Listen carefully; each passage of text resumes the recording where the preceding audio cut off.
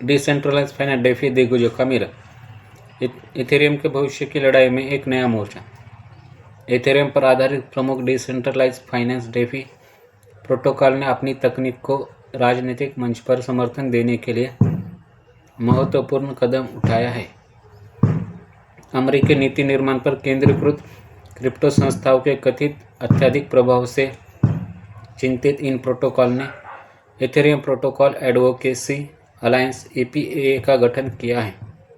मंगलवार को घोषित EPAA का मुख्य उद्देश्य नीति प्रयासों का समन्वय करना और सांसदों का इस इकोसिस्टम के बारे में सक्रिय रूप से शिक्षित करना है।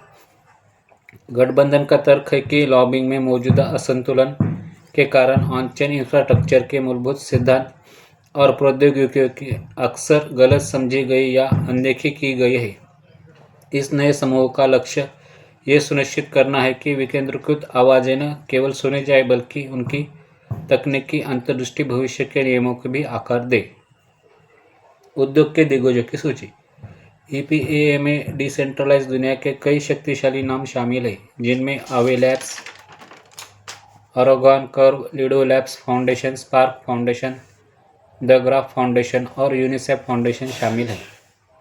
ये सामूहिक शक्ति सुनिश्चित करती है कि उनके पास नीतिगत बहसों पर महत्वपूर्ण प्रभाव डालने के लिए पर्याप्त संसाधन और प्रतिष्ठा हो। इस पहल को इथेरियम फाउंडेशन से भी एक महत्वपूर्ण समर्थन मिला है, जिसने समर्थन पर इस सामुदायिक नेतृत्व वाले समन्वय का समर्थन किया है। EPAA का गठन केंद्रीकृत फर्मों द्वारा प्रदर्शित भारी लॉबिंग शक्ति की सीधी प्रतिक्रिया के रूप में देखा जा सकता है। पिछले अमेरिकी चुनाव चक्र में फेयरसेक नामक प्रभावशाली क्रिप्टो पॉलिटिकल एक्शन कमेटी का उदय हुआ था, जिसकी ये स्थापना A16Z, कॉइनबेस और रिपल जैसे दिग्गजों ने की थी। फेयरसेक ने अपने नीति एजेंडों का समर्थन करने के लिए चौंका देने वाले $260 मिलियन जुटाए, जो वाशिंगटन DC में दांव पर लगे उच्च हितों को रेखांकित करता है। EPAA की सहभागिता रणनीति। इन अच्छी तरह से वित्त पोषित केंद्रीकृत प्रयासों का प्रभावी ढंग से मुकाबला करने के लिए EPAA ने नीति निर्माताओं के साथ जुड़ने के लिए एक स्पष्ट 4 सूत्रीय रणनीति की रूपरेखा तैयार की है। गठबंधन इन पर ध्यान केंद्रित करेगा।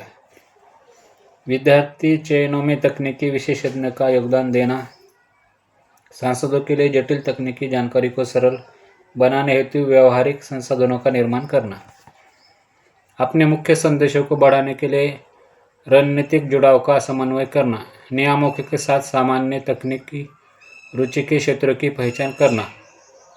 नीति के लिए ये जोर इथेरियम इकोसिस्टम के भीतर गतिविधि की व्यापक लहर का हिस्सा है, जिसने हाल ही में संचार समन्वय और संस्थागत ऑनबोर्डिंग में सुधार पर केंद्रित प्रमुख प्रयास देखे हैं। इथेरियम फाउंडेशन ने स्वयं अपने अनुदान कार्यक्रम को नया रूप दिया है और संगठनों के लिए अपनाने के मार्ग का सुगम बनाने हेतु एक समर्पित मंच institutions.ethereum.org लॉन्च किया है।